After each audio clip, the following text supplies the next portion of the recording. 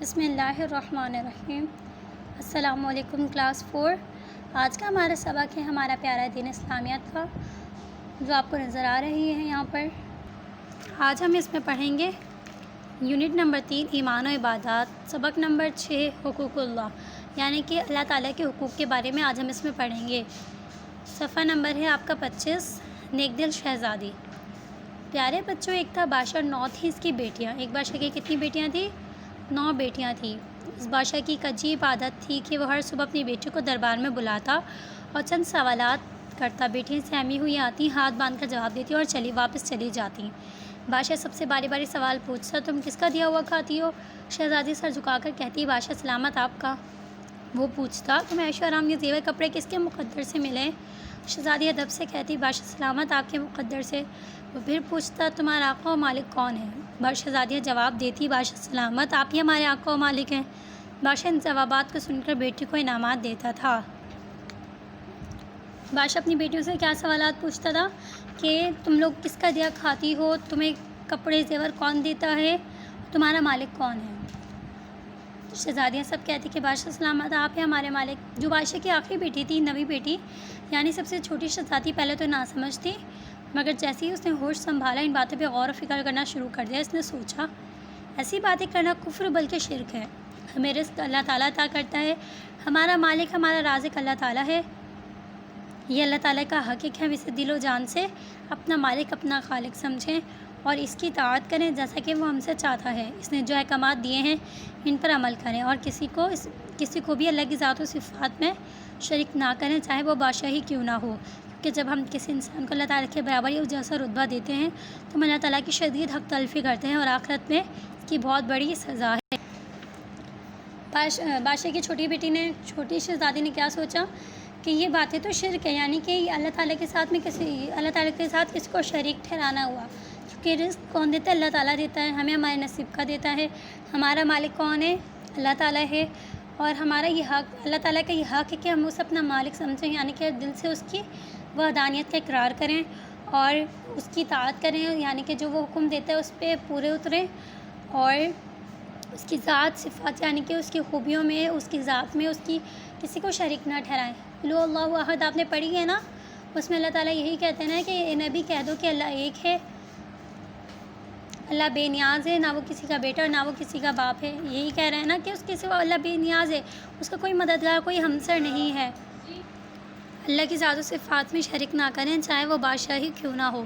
ہمیں اللہ تعالیٰ کے ساتھ کسی کو بھی شریک نہیں کرنا چاہیے، چاہے وہ کتنا ہی بڑا بادشاہ ہو، چاہے کتنا ہی بڑا حاکم ہو، کیونکہ جب ہم کسی انسان کو اللہ تعالیٰ کے برابر یا اس جیسا رتبہ دیتے ہیں، اگر ہم کسی انسان کو اللہ تعالیٰ کے برابر لا کے کھڑا کرتے ہیں تو کیا ہوتا ہے؟ اللہ تعالیٰ کے ہم حق تلفی کرتے ہیں، یعنی کہ ہم اس کے حق کو ختم کرتے ہیں اور اللہ تعالیٰ کیا ہوتا ہے؟ اس سے ناراض ہوتا ہے، آخرت میں اس کی بہت بڑی سزا ہے۔ کیا آپ کو معلوم ہے؟ سارے گناہ معاف ہو جائیں گے، سارے گناہ، مگر شرک معاف نہیں ہوگا۔ جب تک مشرک معاف نہیں ہوتے، مشرک ہوتے ہیں جو وہ کبھی معاف نہیں کیے جاتے۔ ہمیں جو بھی کام، مطلب جیسے جو بھی بات کرنی ہو، اللہ تعالیٰ سے مدد مانگنی ہو، ڈائریکٹ ہم اللہ تعالیٰ سے مدد مانگیں۔ جو کام ہو ہم یہ کہیں کہ اللہ تعالیٰ کے حکم سے ہو جائے گا انشاءاللہ۔ کبھی بھی آپ ایک بات ہمیشہ یاد رکھیے گا، اللہ تعالیٰ کے حکم کے بغیر کچھ بھی نہیں ہو سکتا، وہی ہمیں دینے والا ہے اور وہی ہم سے لینے والا ہے۔ اللہ تعالیٰ نے فرمایا، ان الشرک لظلم عظیم، بے شک شرک بہت بڑا ظلم ہے۔ شرک کیا ہے؟ بہت بڑا ظلم ہے، اور اللہ پاک ظالموں کو معاف نہیں کرتا، مشرکینوں کو معاف نہیں کرتا۔ بچوں، شہزادی نے یہ بات سوچی تو اس کے شہزادی کا ایمان اور بھی پختہ ہو گیا اور اس نے سوچا مجھے ہر حالت میں حق اور سچ ہی کہنا ہے۔ جب شہزادی نے یہ باتیں سوچی کہ یہ سب چیزوں کا مالک تو وحدہ لا شریک ہے اور وہی ہمیں عطا کرنے والا ہے، تو مجھے ہر حالت میں حق اور سچ ہی کہنا چاہیے۔ اگلی صبح بادشاہ نے پھر سب سے سوالات کیے۔ جب چھوٹی شہزادی کی باری آئی تو اس نے ادب کے ساتھ سر جھکا کے کہا، بادشاہ سلامت آپ میرے والد ہیں، جبکہ میرا خالق و مالک میرا رب اللہ تعالیٰ ہے، جو میری تقدیر کا مالک بھی ہے اور وہی مجھے کھلاتا پلاتا بھی ہے، عزت اور ذلت بھی اس کی طرف سے ہے۔ بادشاہ سلامت کو بیٹی کیا کہتی ہے؟ اپنے باپ کے دربار میں وہ حق بیان کرتی ہے، کہتی ہے کہ آپ میرے والد ہیں، مگر میرا خالق کون ہے؟ مجھے پیدا کرنے والا، مجھ سے بنانے والا، اور میرا مالک کون ہے؟ اللہ تعالیٰ ہے۔ میری تقدیر کا مالک کون ہے؟ اللہ تعالیٰ ہے، یعنی کہ اسی نے طے کر کے رکھا ہوا ہے نا کہ ہمارے آگے زندگی میں کیا ہوگا۔ وہی ہمیں کھلاتا پلاتا ہے، ہمیں رزق دیتا ہے۔ اور عزت اور ذلت کس کے ہاتھ میں؟ اللہ تعالیٰ کے ہاتھ میں۔ وہ جسے چاہے عزت دے اور جسے چاہے ذلت دے۔ اگر اللہ تعالیٰ نہیں چاہے نا تو بھلے جتنے ہی لوگ ہمارے خلاف ہو، ہم ذلیل نہیں ہو سکتے۔ اللہ تعالیٰ ہمیں بھرے بازار میں بھی عزت عطا کر دیتا ہے، بھلے ہمارے خلاف پوری دنیا ہی کیوں نہ ہو۔ یہ صاف اور سچا جواب سن کے بادشاہ تو غصے سے آگ بگولا ہو گیا۔ سپاہیوں کو حکم دیا، لے جاؤ اس گستاخ لڑکی کو اور جنگل میں پھینکاؤ۔ میں دیکھتا ہوں وہاں یہ کس کا رزق کھائے گی اور کہاں سے اس کے پاس شاہانہ کپڑے اور زیور آئیں گے۔ بادشاہ کو غرور ہوا کہ اسے میں دیتا ہوں اور مطلب میں کھلاتا ہوں، میں پلاتا ہوں اور میں اس کے لیے اچھے اچھے کپڑے بناتا ہوں، مگر یہ اللہ تعالیٰ کا بول رہی ہے۔ تو اسے غصہ آتا ہے، وہ کہتا ہے اس کو نا جنگل میں پھینک دو، میں دیکھتا ہوں وہاں پہ اسے کون رزق دے گا، کون کھانے کو دے گا اور کون پہننے کے لیے کپڑے دے گا۔ سپاہیوں نے شہزادی کو جنگل میں پھینک دیا۔ اندھیرے اور جنگلی جانوروں کی آوازوں سے ڈر کر شہزادی ایک درخت کے نیچے دبک کر بیٹھ گئی اور رونے لگی۔ سپاہیوں نے شہزادی کو جنگل میں لا کے چھوڑ دیا اور اندھیرا بہت جنگل میں اور جنگلی جانوروں کی آوازیں آنے لگی تو شہزادی ڈر کے ایک درخت کے نیچے بیٹھ گئی۔ روتے روتے نہ جانے کب اس کی آنکھ لگ گئی، روتے روتے وہ وہیں پر سو گئی۔ خواب میں اس نے ایک بزرگ کو دیکھا جو کہہ رہے تھے، بیٹی رو مت، اللہ تعالیٰ حق اور سچ بات کرنے والوں کی مدد فرماتا ہے۔ وہ کیا کہتے ہیں کہ آپ رو مت، اللہ تعالیٰ حق اور سچ بات کرنے والوں کی مدد فرماتا ہے۔ آپ لوگوں کو تو یہ معلوم ہوگا نا، جب ہم سچ بولتے تو اللہ تعالیٰ ہم سے خوش ہو جاتا ہے۔ تم جس درخت کے نیچے بیٹھی ہو وہاں پر ایک بھاری پتھر ہے۔ وہ کہتا ہے کہ آپ جس درخت کے نیچے بیٹھی ہوئی ہیں وہاں پر ایک بھاری پتھر ہے، تم اسے ہٹا کر دیکھو، نیچے خزانہ دفن ہے۔ وہ بزرگ کیا کہتے ہیں خواب میں کہ آپ جس درخت کے نیچے بیٹھی ہوئی ہیں یعنی جہاں سو رہی ہیں وہاں پر اٹھ کر دیکھو اور اس پتھر کو ہٹاؤ، وہاں پہ نا ایک خزانہ دفن ہے۔ شہزادی کی آنکھ کھل گئی، اس نے خواب کو سچ جانا اور مٹی ہٹا کر پتھر کھسکانا شروع کیا۔ پوری رات کی کوشش کے بعد بالآخر پتھر ہٹ گیا اور اندر سے ایک صندوق نکلا جس میں ہیرے جواہرات اور سونے کے زیورات بھرے پڑے تھے۔ یہ اللہ تعالیٰ نے انہیں کیا دیا؟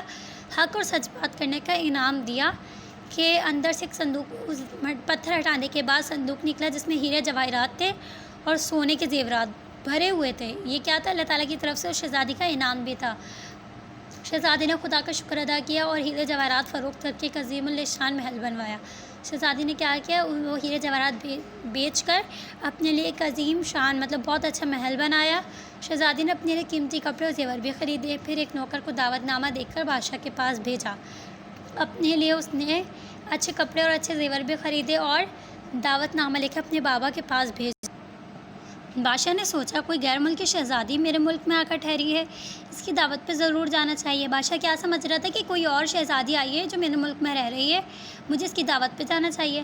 اس نے ملکہ اور شہزادیوں کو بھی ساتھ لے لیا۔ محل میں جا کر اس نے اپنی بیٹی اور اس کے ٹھاٹ باٹ دیکھے تو اسے کرا کر رہ گیا، مارے حیرت کے پلک تک نہ جھپک سکا۔ اس نے اپنی ملکہ اور شہزادیوں کو لیتا ہے، باقی کی 8 شہزادیوں کو محل میں لے کے چلا جاتا ہے۔ جب اپنی بیٹی کے محل میں جاتا ہے تو دیکھتا ہے کہ اتنی شان و شوکت، وہ حیرت کے مارے اپنی آنکھیں مطلب اس کی آنکھیں پھٹی کی پھٹی رہ جاتی ہیں، اسے اتنی حیرت ہوتی ہے۔ شہزادی نے ادب سے سب کو سلام کیا اور کہا، ابا جان، یہ میرے رب کی شان ہے، جو رب مجھے آپ کے محل میں رزق دیتا تھا اس نے مجھے جنگل میں بھی رزق دیا۔ یہ سب شان و شوکت اور عزت اسی کی عطا کی ہوئی ہے۔ بادشاہ بہت شرمندہ ہوا، اس نے رو رو کر اللہ سے معافی مانگی اور اپنی بیٹی سے بھی، اور پھر سب مل کر سے خوشی رہنے لگے۔ شہزادی نے حق اور سچ بات کی۔ اللہ تعالیٰ، ظاہر سی بات ہے، اللہ تعالیٰ رزق دینے والا ہے۔ وہ اپنے باپ کے محل میں بھی یعنی بادشاہ کے محل میں بھی اللہ تعالیٰ کا دیا ہوا کھاتی تھی اور جنگل میں بھی اللہ تعالیٰ نے ہی اسے دیا۔ آپ لوگ جانتے ہیں سمندر کے اندر جو پتھر ہوتا ہے نا، پتھر کے اندر جو کیڑے ہوتے ہیں، اللہ تعالیٰ ان تک بھی ان کا رزق پہنچا دیتا ہے جو اس پتھر سے باہر ہی نہیں نکلتے۔ تو پھر آپ لوگ کیسے سمجھتے ہیں کہ اللہ تعالیٰ کسی مشکل وقت میں آپ کو رزق نہیں دے گا؟ سب کچھ دینے والا اللہ تعالیٰ ہے۔ بس آپ لوگ کبھی شرک مت کیجیے گا، کفر مت کیجیے گا، کیونکہ رزق کا وعدہ اللہ تعالیٰ نے ہر حال میں کیا ہے اپنے بندوں سے، کیونکہ وہ بھوکا سلاتا ہے، بھوکا اٹھاتا نہیں ہے۔ امید ہے مجھے آپ کو یہ چیپٹر سمجھ میں آیا ہوگا۔ انشاءاللہ نئے چیپٹر کے ساتھ حاضر ہوں گے۔ فی امان اللہ، اللہ حافظ۔